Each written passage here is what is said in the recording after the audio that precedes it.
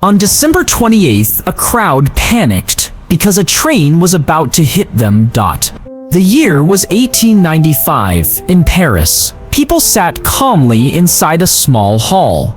Then the lights shut off completely, but a moving image appeared on the wall. A train came rushing straight toward them. People screamed, thinking it was real. Some jumped from their seats and ran.